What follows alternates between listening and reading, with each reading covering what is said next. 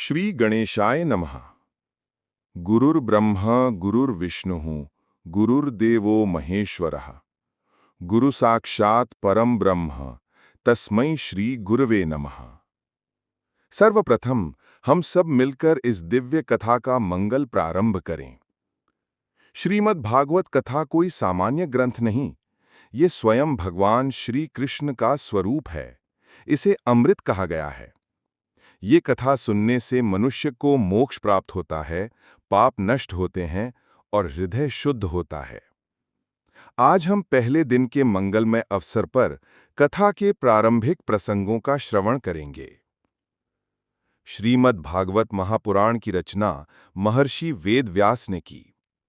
वेदव्यास जी ने वेद, उपनिषद, महाभारत, 18 पुराण सब लिखे, परंतु उनका हृदय अशांत था।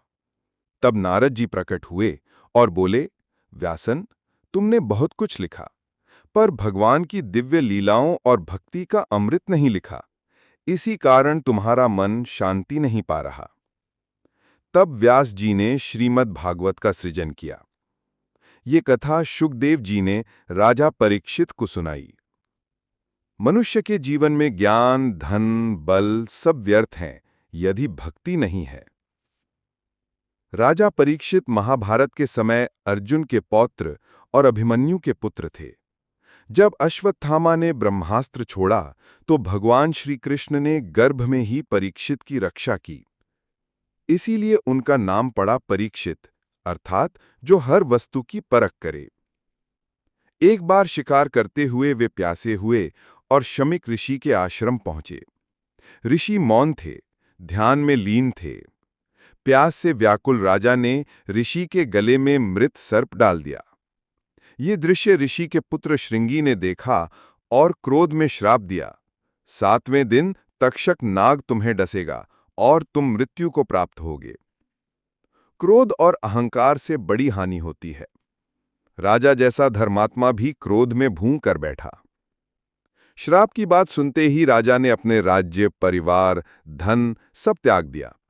गंगा तट पर आकर बैठे और कहा, अब शेष जीवन केवल हरि कथा सुनने में लगाऊंगा। सारे ऋषि मुनि वहां एकत्र हुए।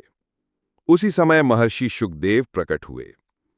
मृत्यु निश्चित है, पर जो व्यक्ति मृत्यु को ध्यान में रखकर हरिनाम का स्मरण करता है वही जीवन सफल करता है। शुकदेव मुनि तपस्वी, ब्रह्मज्ञानी और केवल 16 वर्ष की अवस्था में ही संसार से विरक्त थे। वे निर्वस्त्र अवस्था में विचरते थे, पर सब उनका सम्मान करते थे। परीक्षित ने नम्रता से कहा, गुरुदेव, मुझे मृत्यु से पहले जीवन का सार बताइए। शुकदेव जी बोले, राजन, ये भाग्य है कि तुम्हें मृत्यु की घड़ी ज्ञात हो गई है। अब ध्यान केवल श्री कृष्ण में लगाओ, यही जीवन का परम लक्ष्य है। जिस प्रकार परीक्षित ने जीवन के अंतिम 7 दिन भागवत श्रवण में बिताए, वैसे ही हमें भी प्रतिदिन कुछ समय हरि कथा में लगाना चाहिए। ये कथा केवल मृत्यु के लिए नहीं, बल्कि जीवन को आनंदमय बनाने के लिए है। आज पहले दिन हमने भागवत की महिमा, व्यास नारद संवाद, परीक्षित को प्राप्त श्राप और शुकदेव प्रवेश तक की कथा सुनी। कल से हम कथा के अगले प्रसंगों की ओर बढ़ेंगे। आइए हम सब मिलकर संकल्प लें, प्रतिदिन 1 घंटा भागवत कथा सुनेंगे और अपने जीवन को धन्य करेंगे। कृष्णाय वासुदेवाय हरये परमात्मने प्रणतः क्लेश नाशाय गोविंदाय नमो नमः।